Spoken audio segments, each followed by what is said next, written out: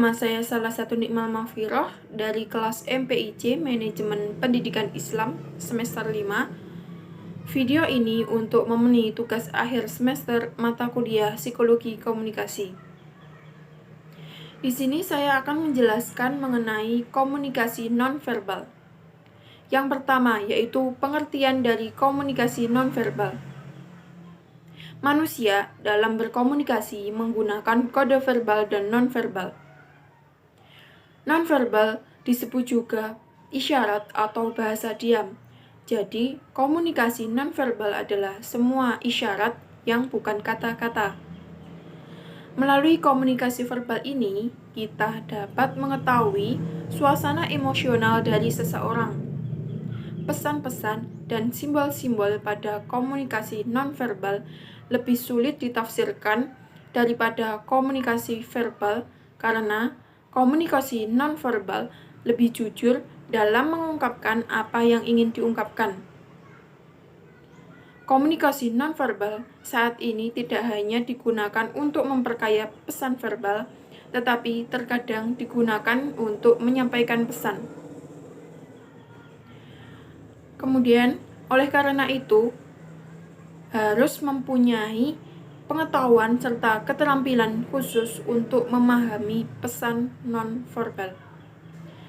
Yang kedua yaitu ciri-ciri dari komunikasi nonverbal.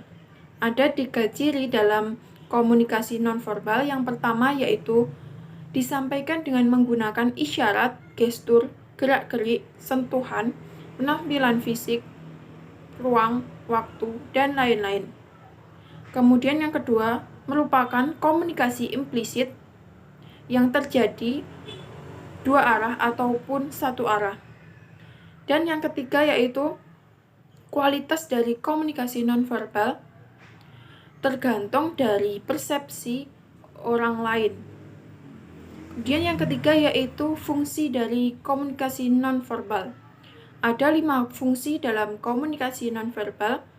Yang pertama yaitu repeating atau repetisi, adalah mengulang pesan verbal. Contoh, menganggukkan kepala ketika kita mengatakan iya, dan menggelengkan kepala ketika kita mengatakan tidak. Kemudian fungsi yang kedua, substituting atau substitusi, adalah mengganti lambang verbal. Contoh, Anda meletakkan telapak tangan di depan sebagai tanda tidak apabila mungkin ada seorang pedagang yang menghampiri Anda. Seperti ini. Kemudian fungsi yang ketiga adalah contradicting atau menolak pesan verbal atau memaknai lain terhadap pesan verbal. Contoh, ada seorang adik yang meminta pendapat kepada kakaknya mengenai pakaian yang ia dapat, namun sang kakak tetap fokus melihat HP dan berkata bagus. Kemudian yang keempat adalah complementing atau melengkapi dan memperkaya makna dan pesan pada pesan nonverbal. Contoh, melambaikan tangan sambil mengatakan selamat jalan.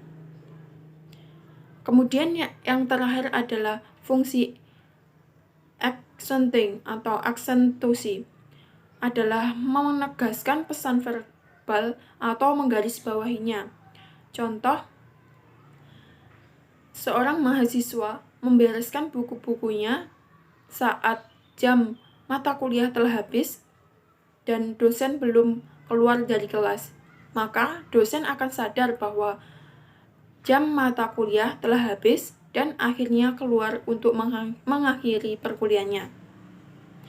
Sekian penjelasan dari saya. Apabila ada kurang lebihnya saya mohon maaf. Terima kasih. Wassalamualaikum warahmatullahi wabarakatuh.